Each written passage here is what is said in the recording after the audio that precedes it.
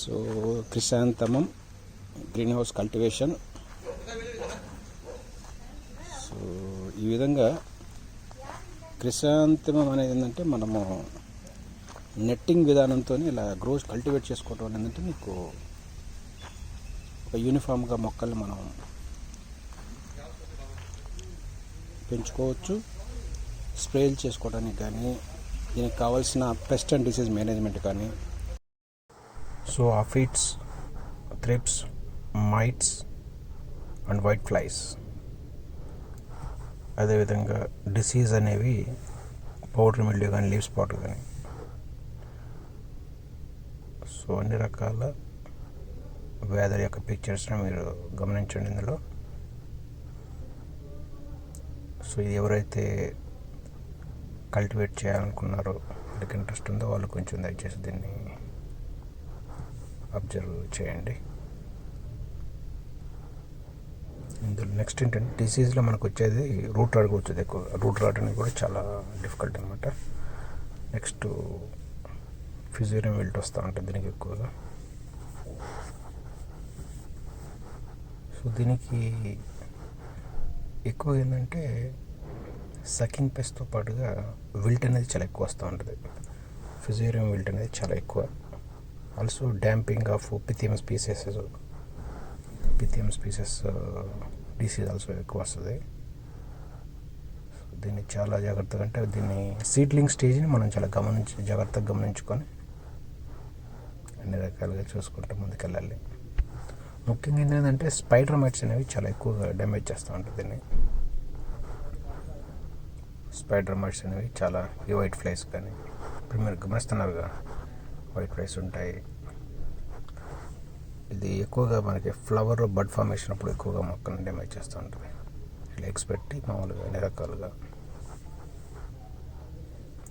Larva, pupa, adult తెలుసుకొని మీకు అన్ని రకాలుగా ఏంటంటే డ్యామేజ్ చేస్తూ ఉంటుంది. సో పౌడర్ మిల్డ్యూ అనేది ఏంటంటే జనరల్గా లీఫ్ మీద వైట్ కలర్ ప్యాచెస్లో ఏర్పడి రేపు మార్కెట్లో మన ఫ్లవర్స్ వెళ్ళినప్పుడు ఏంటంటే ఆటోమేటిక్గా మనకి ఎక్కువగా అంటే క్వాలిటీ లేకపోవటం వల్ల మనకి ఫ్లవర్ రేట్ కూడా తగ్గిపోతూ ఉంటుంది. చూసారు దీనికి లీవ్ స్పాట్స్ కానీ ఇవన్నీ సాధారణంగా న్యూట్రియం డెఫిషియన్సీతో పాటుగా థ్రిప్స్ కానీ వస్తూ ఉంటాయి అన్నమాట జనరల్గా. లైక్ మైట్స్ కానీ. సో అన్ని రకాల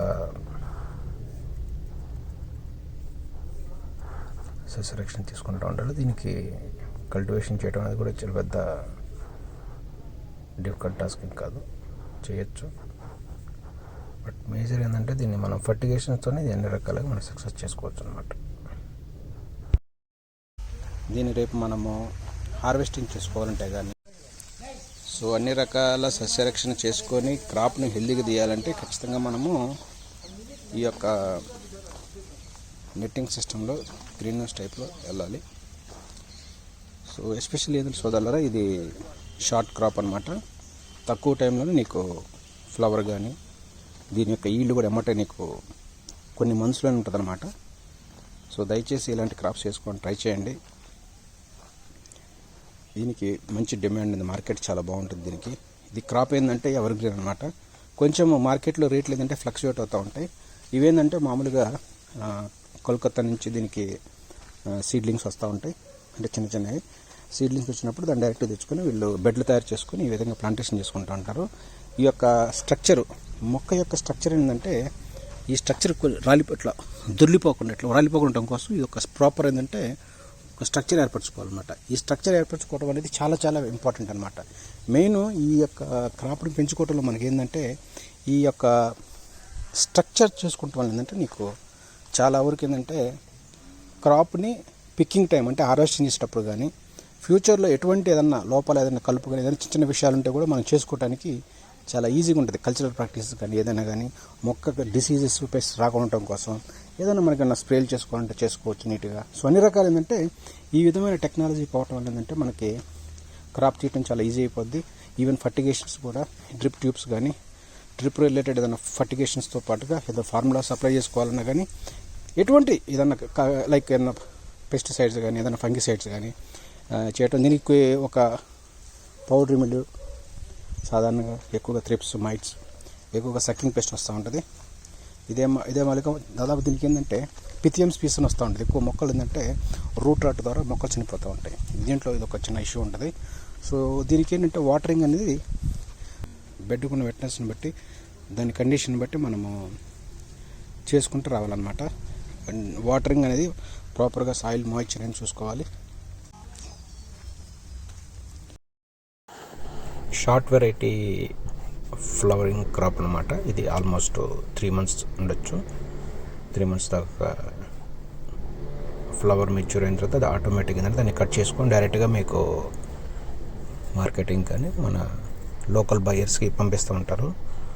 సో అదేవిధంగా కాకుండా ఏంటంటే అందరం ఏంటంటే రకరకాల ఓన్లీ దానిమ్మ లేకపోతే బత్తాయి లేకపోతే ఇంకేదన్నా వగేరా పంటలు, కమర్షియల్ పంటలు, పత్తి, మిర్చి ఇవన్నీ కాకుండా ఇలాంటి ఫ్లవరింగ్ క్రాప్స్ చేసుకోవటం వల్ల కూడా ఏంటంటే రైతుకి ఈజీ ఇన్కమ్ వస్తూ ఉంటుంది. ఈవెన్ గులాబీ కంటే కూడా ఇదే బెస్ట్.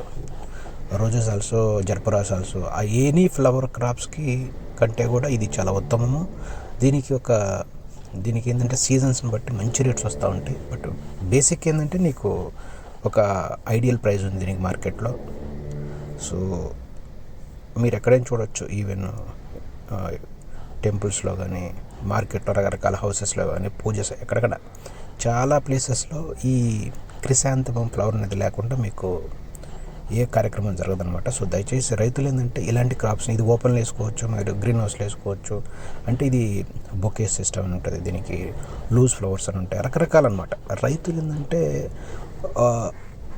కమర్షియల్గా డబ్బు రావాలి, తక్కువ టైంలో కొంచెం క్విక్గా ఎదగాలంటే ఇలాంటి క్రాప్స్ని ఖచ్చితంగా తీసుకోవాలి దయచేసి. Thank you.